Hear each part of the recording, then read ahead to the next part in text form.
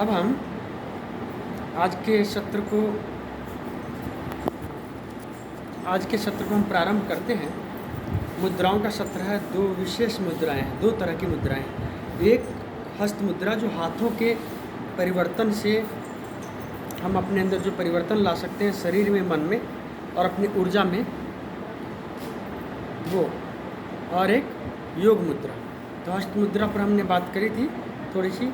अब हम योग मुद्रा पर बात करेंगे। हठयोग के अनुसार 25 मुद्राएं हैं। हठयोग प्रदीपिका के अनुसार 10 है ना। महामुद्रा, महाबंध, महाभेद, मूल, जालंधर, उड्डयन, खेचरी, वज्रोली, शक्तिशालिनी, विपरीत करनी, ये 10 मुद्राएं हठयोग प्रदीपिका में है। और 15 और हैं हिरण्य संहिता में, है ना। चाचरी, भूचरी, अगोचरी, उन्मनी, सांभवी, ठीक। काकी, मांडुकी, है ना। काकी, मांडुकी और 5 तत्व से संबंधित मुद्राएं हैं। समझ लीजिए इस बात को। जैसे कि पृथ्वी मुद्रा, जल मुद्रा, अग्नि मुद्रा, वायु मुद्रा, आकाश मुद्रा, करीब करीब मोटा मोटी ये 25 मुद्राएं हैं। अब इन मुद्राओं पर हम बात करेंगे। ये सबसे पावरफुल योग की प्रैक्टिसों में से एक है। लेकिन ये ध्यान रखने की बात है कि जो जितना पावरफुल होता है उसको बहुत ध्यान से और मार्गदर्शन में करना भी होता है, नहीं तो चीज़ें खराब हो सकती हैं। समझ लो इस बात को। क्योंकि चाकू यदि तेज़ है तो वो सामान काटेगा तो उंगली भी उतनी ही तेज़ी से काटेगा। तो अब इसमें एक और बात है, समझ लो कि जैसे कि 3 बंध हैं। हाँ, 3 बंध हैं, समझ लेना इस बात को। तो अब जैसे कि 3 बंध हैं। मूल बंध मतलब एनल कैविटी को ऊपर की तरफ खींचना, उड्डयन बंध पेट को पूरी तरह खींचना, पेट को पीठ से सटाना, और जालंधर बंध गर्दन को यहाँ करना और आंखें भ्रू मध्य में, तीनों को साथ लगाना, महाबंध। लेकिन इसको मुद्रा में भी है। यदि आप बिना श्वास के सहज लगाते हो, मूल बंध लगाए हो और बैठे हो, या उड्डयन बंध लगाया बैठे हो, या जालंधर पर सीधा ही लगाया, श्वास प्रश्वास के साथ नहीं, मतलब रोकना नहीं है, कोई क्रिया नहीं, सीधा ही, या तीनों बंद लगाया सीधा ही, तो वो मुद्रा में होगी। समझ लो इस बात को। इसके विशेष परिणाम है।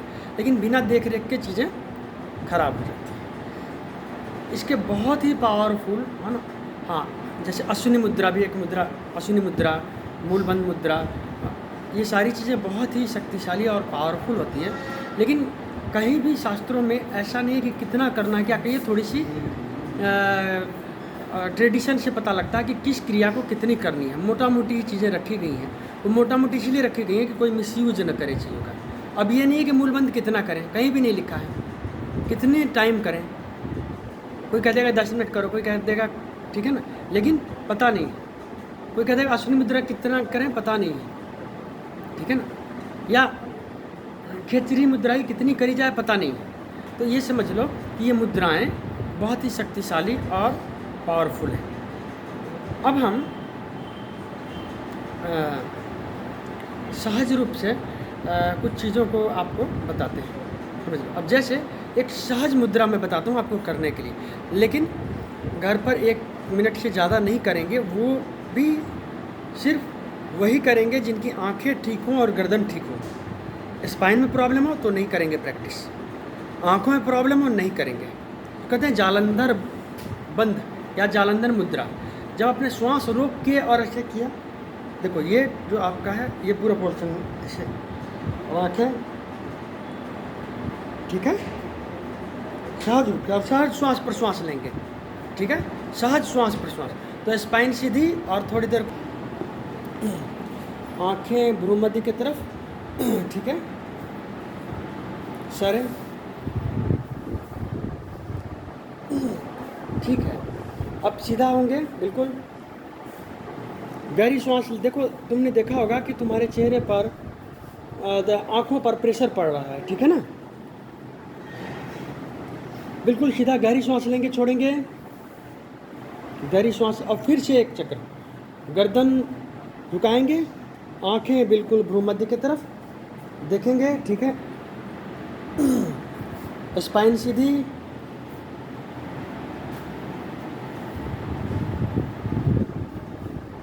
सहज रूप से। ये हो गया जालंधर बंध मुद्रा। ठीक है, गर्दन सीधी करेंगे।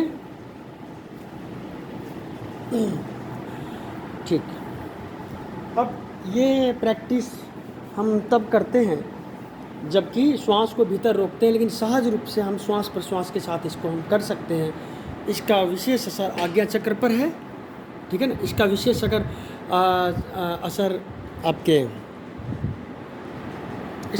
असर आपके विशुद्धि चक्र पर है। जब विशुद्धि चक्र नहीं खुल रहा हो, लंबा समय लग रहा हो, क्योंकि योग में, ध्यान में विशुद्धि चक्र पर सबसे ज़्यादा समय लगता है, कई साल भी लग जाते हैं कई बार, समझ लो। और यहाँ से डाउनफॉल भी हो जाता है कई बार, ठीक है ना, क्योंकि यहाँ आपका सारे आपके भाव सारा कुछ आता है। यदि आपका मन प्योर नहीं होगा तो इसके आप ऊपर नहीं जा सकते, आप अशुद्धि में चले जाएंगे, आप बहुत ज़्यादा परेशानी में, टेंशन में, डिप्रेशन में, मुश्किलों में चले, क्योंकि यहाँ से ऊपर वही बढ़ेगा जिसकी प्योरिफिकेशन हो गई है, समझ रहे। तो अब ये जालंधर बंद हो गया, समझ। यदि आप श्वास रोक के करते हैं तो, और सीधा ही नॉर्मल श्वास प्रश्वास के साथ कर रहे हैं तो जालंधर बंद मुद्रा हो गया। तो जो लोग भी गहरे साधक हैं उनके लिए यह आज्ञा चक्र और विशुद्धि चक्र पर विशेष इसका प्रभाव होता है। लेकिन नॉर्मल किसी को प्रैक्टिस करनी है, मैं 30 सेकेंड से 1 मिनट से ज़्यादा नहीं कहूँगा करने को, वो भी जिनको आँखों की कोई दिक्कत ना हो और स्पाइन की कोई दिक्कत ना हो उनको। लेकिन 1 मिनट से ज़्यादा, 30 सेकेंड से 1 मिनट से ज़्यादा हम नहीं करेंगे, तो फिर आपके लिए हेल्पफुल है, समझ लेना। थोड़ी सी आपको कंसंट्रेशन बढ़ाएगा, आँखों की ताकत बढ़ाएगी, माइंड पावर बढ़ाएगा, समझ लो। गर्दन के आसपास की भी परेशानी दूर करेगा, फैट वगैरह, और जो दिक्कत है वो ठीक करेगा, समझ रहे हैं। अच्छा, अब कई ऐसी मुद्राएं हैं, जैसे कि विपरीत करनी मुद्रा है।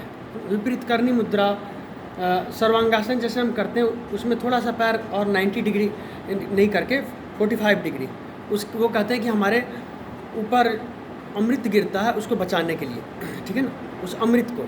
तो विपरीत करनी मुद्रा है, उसको करते हैं। खिचड़ी मुद्रा है, उसको करते हैं। अब जैसे सांभवी है, ये आँखों को यहाँ यदि आप ले आए तो ये सांभवी हो गई मुद्रा। नॉर्मली नहीं, उस दिन मैंने बताया था 30 सेकेंड से 1 मिनट से ज़्यादा नहीं करना, साधारण क्या। उस दिन हमने जब मन की शक्ति को बढ़ाने के लिए, मेमोरी को बढ़ाने के लिए बात करी थी हमने, मस्तिष्क की क्षमता को, और आँखों के लिए तो थोड़ी बात करी थी, लेकिन नॉट मोर देन 1 मिनट, साधारण था। उसके बाद भी आँखों की एक्सरसाइज जो बताई हैं सारी चीज़ें, वो सारा करना है, नहीं तो दिक्कत होगी। फिर जैसे आँखों यहाँ नाक के पास ले आए अपने, ये अगोचरी मुद्रा हो गई। लेकिन इन सब में सबसे ऐसे सभी मुद्रा अपने आप में पर्याप्त है। एक भी मुद्रा ठीक कितना करना है आपको पता लग गया तो हर एक का रास्ता अलग अलग है, थोड़ा इसी लाभ भी अलग अलग है, लेकिन लास्ट अल्टीमेटम तो वही है ना। लेकिन अब जैसे समझ लो, सबसे तो उच्च मुद्रा खेचरी मुद्रा को कहा गया है ना। अब खेचरी मुद्रा जिह्वा ऊपर चली जाती है, समझ लो। अब जैसे कि ये जो जिह्वा है हमारी, है ना, देख रहे हैं, ये धीरे धीरे अपवर्ड चली जाती है। ये लाइफ में मैं पहली बार तुम लोगों को बता रहा हूँ, अच्छा बताएं। देखो जैसे जीव है ना, ये है ना, ये योगी लोग कहते हैं कि जो हिमालय के योगी होते हैं, जो बहुत गहरे योगी होते हैं, वो इसको लगा के लेकिन 1-2 मिनट लगाने उसका भी फल है। कम से कम यदि आप 1 घड़ी लगा पाते हो, कम से कम, तभी आपको और 3 घंटे तक ले जाते हैं एक बार में। जिह्वा उतरनी नहीं चाहिए, समझ लो इस बात को। वो भी एक खास जगह लगती है जिह्वा, और तब फिर एक खास जगह ध्यान भी लगता है, तभी विशेष परिणाम होंगे। जैसे कि ये ध्यान से देखना,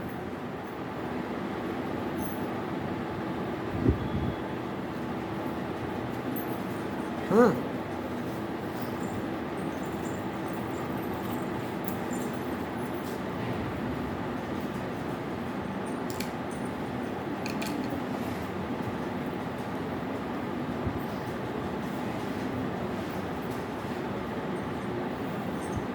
अब ये क्या है कि हमारे ब्रह्मरंध्र में चली जाती है जीवा, छोटी ये करके, उसके बाद वहाँ से अमृत का चरण होता है।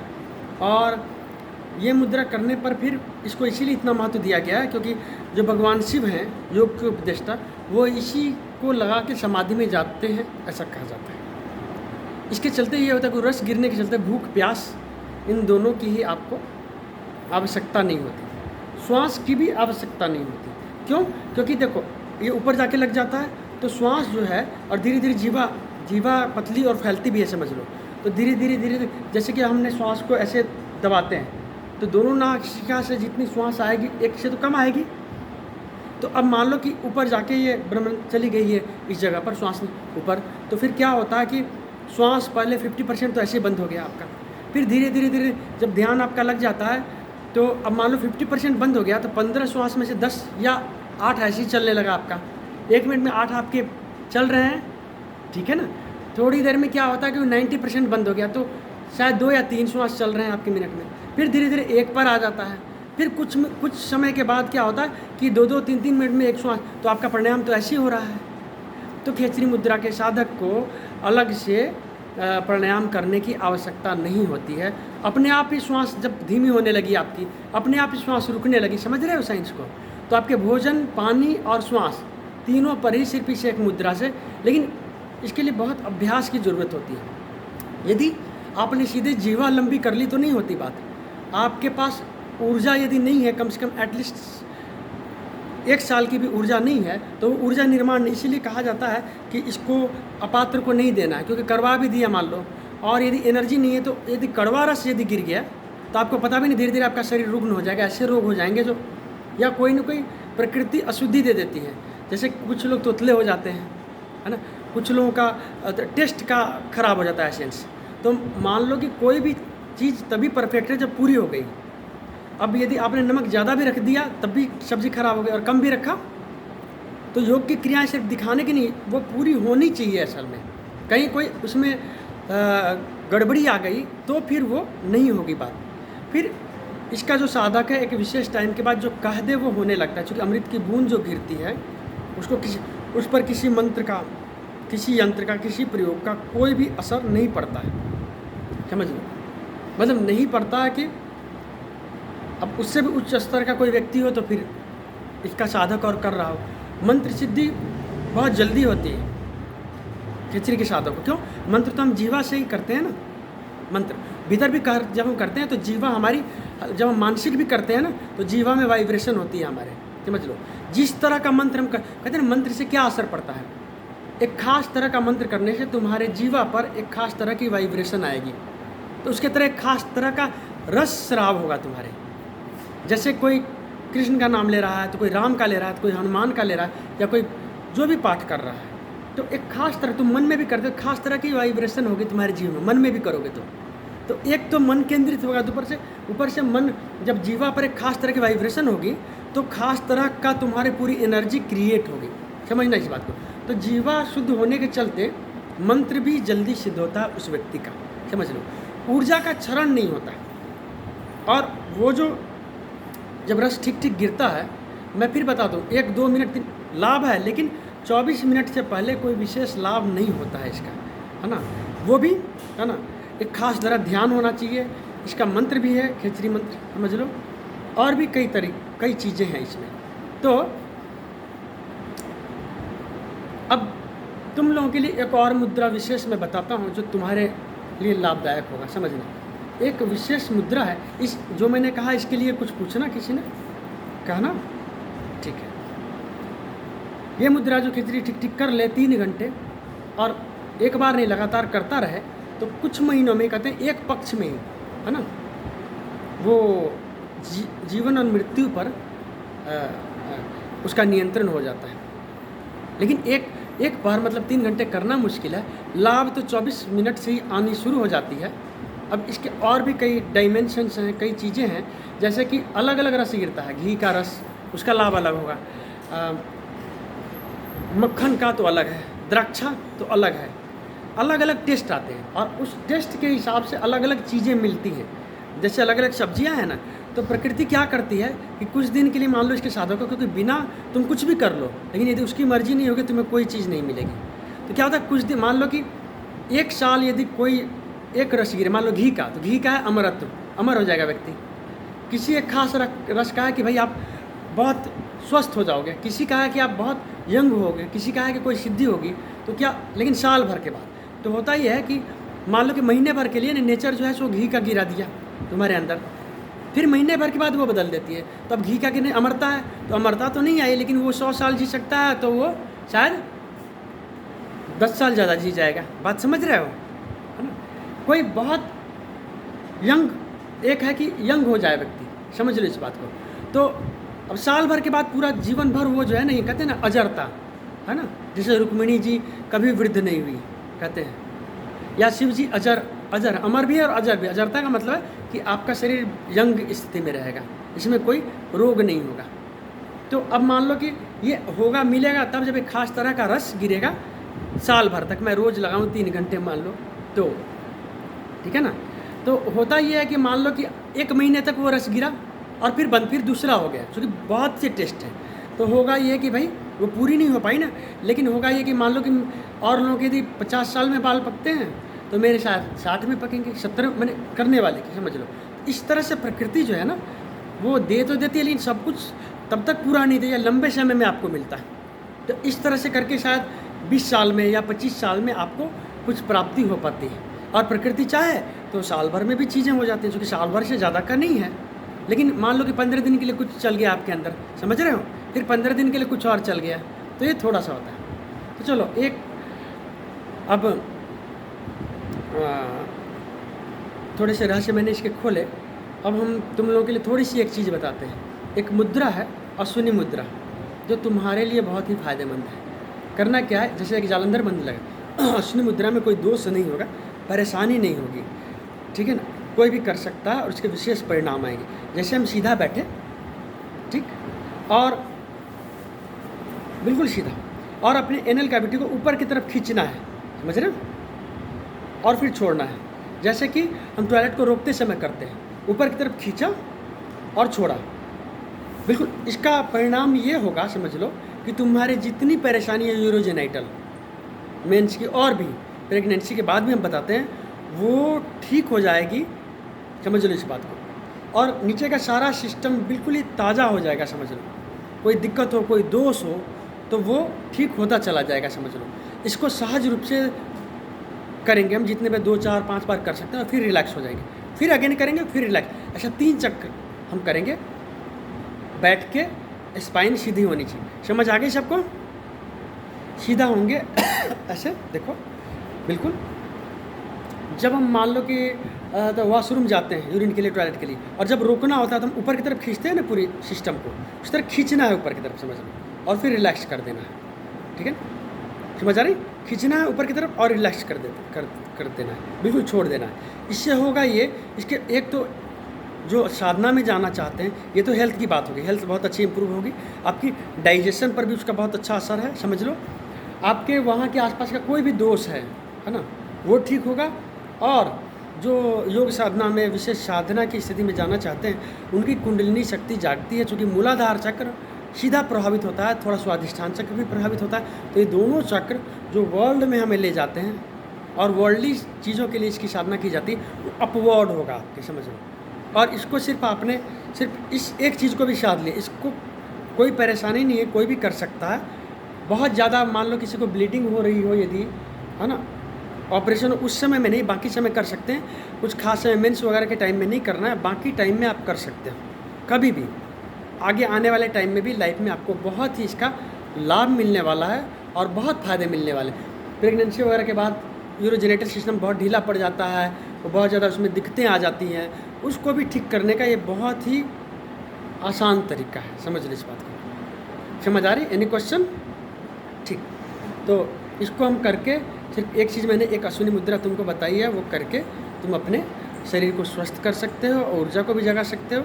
सहज 2, 4, 5 बार जितने बार तुम कर सको करोगे, फिर रिलैक्स हो जाना। फिर 3 चक्कर करने हैं, सुबह शाम 3 चक्कर करने हैं, और एक बार में जितना तुम बढ़ा सको। एक चक्र में, है ना, तुम 100 बार से ज़्यादा नहीं करोगे, है ना। 100 इज़ सफिशियंट लास्टली, ठीक है ना, लास्टली। ठीक, एनी क्वेश्चन? ठीक, तो आज का सत्र फिर हम समाप्त करते हैं, है ना। और ऐसे कई मुद्रा हैं, कई तरह की चीज़ें हैं, जो कुछ चीज़ें दिखाई जा सकती हैं, कुछ चीज़ें नहीं दिखाई जा सकती हैं। हाँ, मुद्राओं के दुनिया में सबसे ऊपर की मुद्रा खिचड़ी मानी जाती है, उसके बाद वज्रोली मानी जाती है, यूरोजेनेटल सिस्टम का कंट्रोल। जैसे जैसे मैंने वस्ती की बात की थी कि आप एनीमा जैसे चढ़ाते हैं, है ना, जल नेचुरोपैथ में हमारे है कि, और हॉस्पिटल में आप देखोगे कि एक पॉट रख के और पाइप उससे निकाल के एनल कैविटी में लगाते हैं, तो फिर चूँकि ऊपर होता है पॉट तो ग्रेविटेशन के चलते वो ऊपर पानी चढ़ जाती है। योगी लोग क्या करते हैं, सीधा ही एनल कैविटी से जल खींच लेते हैं। ये तभी हो सकता है जब मूलाधार तक कुछ मात्रा में जगी हो। पूरे मात्रा में तो जगाने के लिए बहुत लंबा समय चाहिए, लेकिन थोड़ा भी यदि जाग गई हो, है ना, आपको 25% भी जागी हो, 10-25%, तो आप फिर उस चीज़ को कर सकते हैं। उसी तरह से यूरोजेनाइटल सिस्टम से जल और वायु को खींच लेते हैं योगी लोग। पारको तो वो वजुल्ली मुद्रा है, वेरी हाई। उसके बाद भुजंगिनी मुद्रा है कि श्वास को खींच के और 3 घंटे के लिए रोक देना आमाशय में, 3 आवर्स। समझ लो इस बात को। अभी तो खाना खाया तो उसको प्रदर्शन नहीं किया जा सकता, लेकिन किसी दिन जब भूखे पेट तो तुमको लगेगा स्पष्ट ही श्वास जा रही है आमाशय में, समझ रहे। और फिर उसको कितने देर भी रोका जाए, लेकिन उसमें सबसे बड़ी प्रॉब्लम ये है कि यदि थोड़ी भी इधर उधर दिक्कत हो गई तो तत्काल ही आपको वात रोग कोई भी हो सकता है। वात रोग में अच्छी तरह के रोग जैसे पैरालिसिस, ब्रेन हेमरेज, हार्ट की का प्रॉब्लम, कोई अंग हमेशा के लिए काम करना बंद कर देना, ये हो जाता है। तो बहुत सावधानी रखनी, उसके साथ कई ऐसी चीज़ें लगानी पड़ती हैं, खेती वगैरह, कई ऐसी चीज़ें जो दिक्कत ना आए और बहुत ही ध्यान से और किसी के संरक्षण में करना होता है। लेकिन 3 घंटे तक उस श्वास को अपने अंदर रोकना होता है। जो नहीं रोक सकता है फिर उसको कम से कम आधे पहर तो ज़रूर है, उससे पहले इस चीज़ को नहीं करना होता। उसका तत्काल फल भी निकलता है कि कायाकल्प वगैरह में उसका प्रयोग। कायाकल्प मतलब कोई बहुत जीर्ण हो गया, वृद्ध हो गया हो। तुमने सुना होगा योगी लोग ना फिर से यंग हो जाते हैं, 70 साल के हो फिर से वो 30 के दिखने लगेंगे, उसमें ये प्रयोग किया जाता है, विशेष क्रिया। लेकिन इसमें खतरा भी उतना ही है। उसी तरह से और भी मुद्राएं हैं, सारी चीज़ें। तो आज का सत्र फिर हम समाप्त करते हैं। कल फिर हम किसी और विशेष विषय पर मिलेंगे, बात करेंगे, ठीक है। Any question?